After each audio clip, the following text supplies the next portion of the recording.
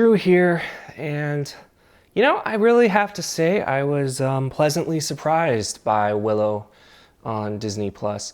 I did enjoy the 80s film. I watched it a couple times on a grainy old VHS, and I've even thought about rewatching it once I saw it was on Disney Plus.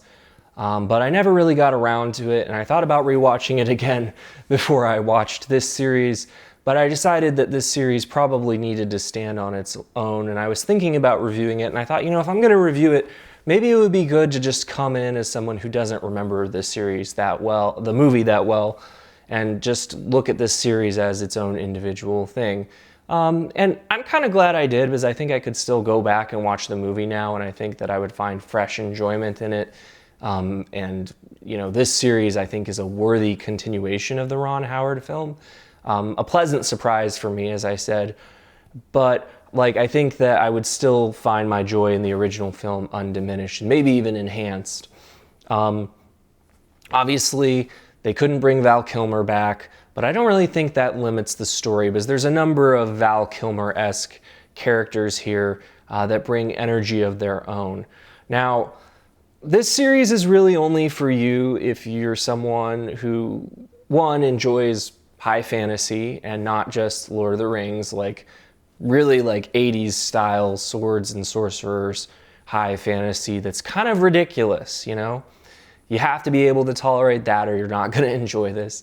And you have to be someone who isn't really looking for the world building to be, let's say, as deep as dense anyway. I don't know how deep it is as, say, the 14 novel Wheel of Time series. You kind of have to realize that this is much more interested in just doing a rollicking adventure that anyone can enjoy, and you don't really have to get too entangled in the lore of the Willow universe. Not that I think anyone is really that entangled in Willow lore, but I don't really know, nor do I care. But I also think you have to be someone that, look, it's a fantasy world, so to some people that's implausible to begin with, but I think that within a fantasy world, this is pretty implausible a lot of the time. It's one of those worlds where, in Frozen, how Anna and Elsa are well, we don't have any army. We don't have people that we can send out on missions for us. We don't have bodyguards and counselors who will keep us from going off to the ends of the earth on quests to find out what's going on in our kingdom. That exact kind of thing happens here with a high degree of regularity.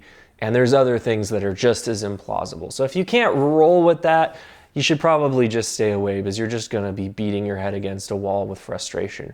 But if you can roll with that, and if you're just looking for a fun-filled fantasy story, a rollicking adventure with romance and fun characters, and some action and adventure, and a great score from James Newton Howard working with the motifs that James Horner came up with for the original, then I think you're going to have a really fun time.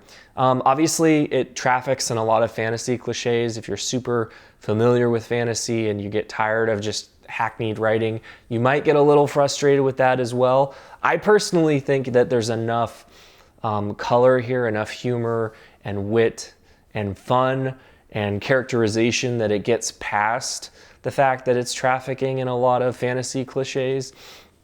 And I think they're cliches for a reason, because when they're done well, they're quite engaging. There's, of course, this series starts out with the news that Alora Dannon,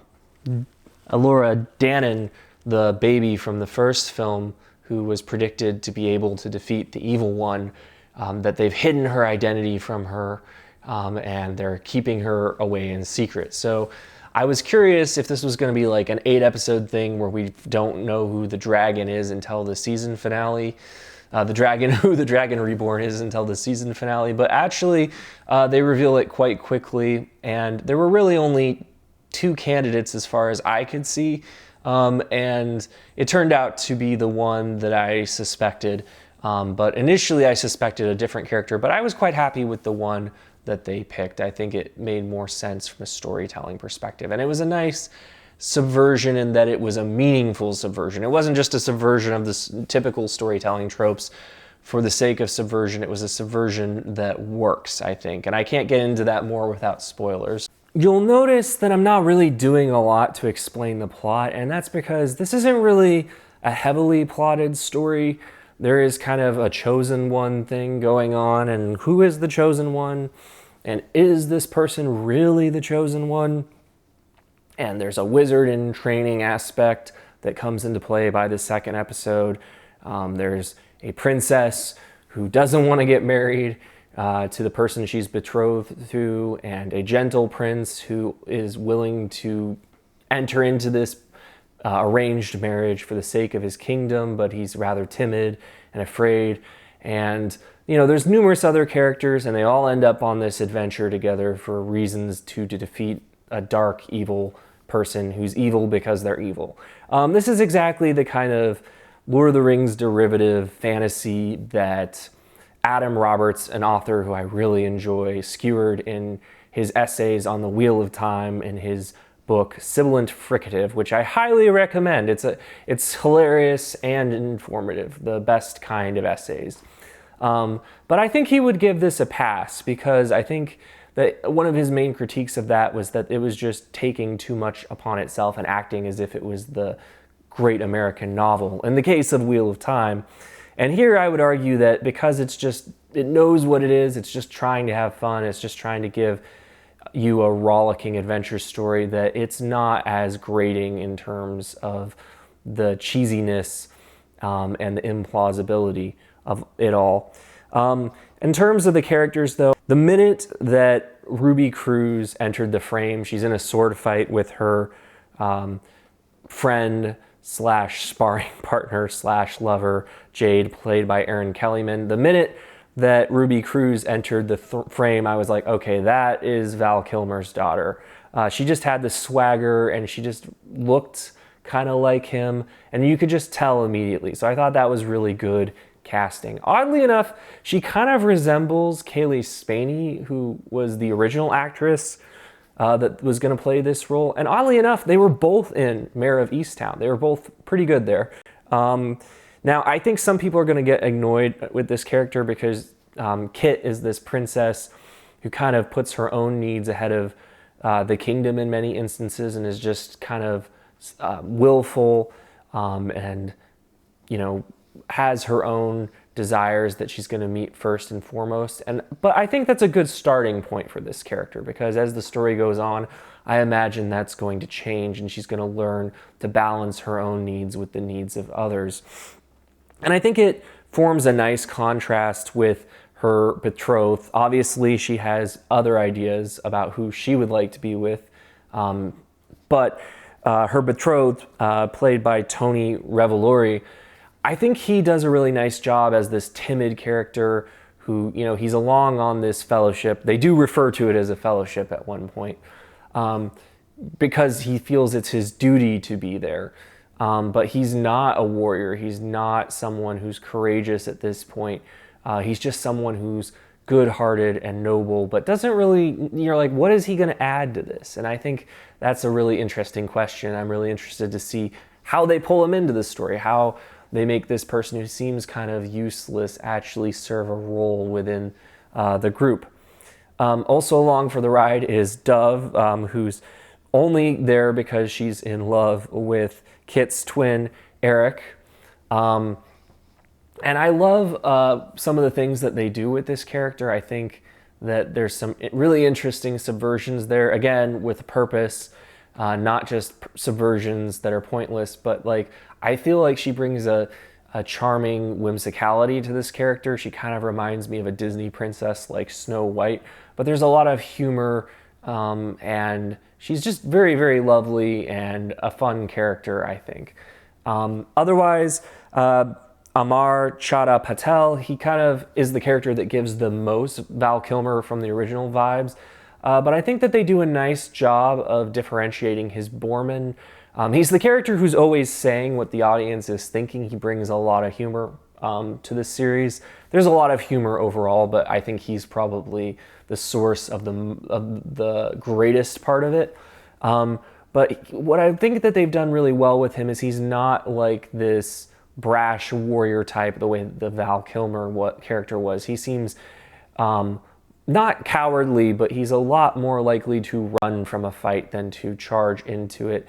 And you don't get the sense that he's like the greatest warrior. Like, he seems competent in battle, but I think his strong suits lie in his stealthiness and in other areas. He's this master thief who prefers to refer to himself as a acquirer of rare artifacts. So I really enjoyed his character as well. Obviously, the characters that carry forward from the first entry in this world, the original Willow, are here. You've got Warwick Davis as Willow, and I think, you know, this is a wonderful role for him. He is still basically the same character from the first movie, although there are hints that perhaps he's acquired more magical prowess since then, but how skilled he is remains to be seen.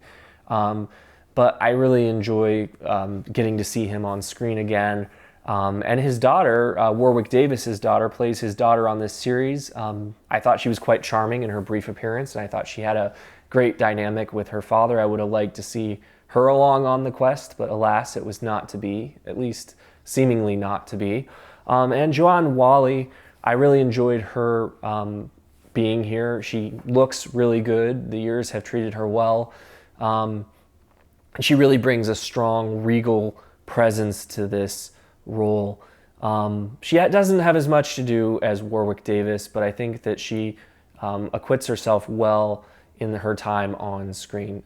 So those are the characters that stood out to me. I know some people are probably going to really like Erin Kellyman's Jade.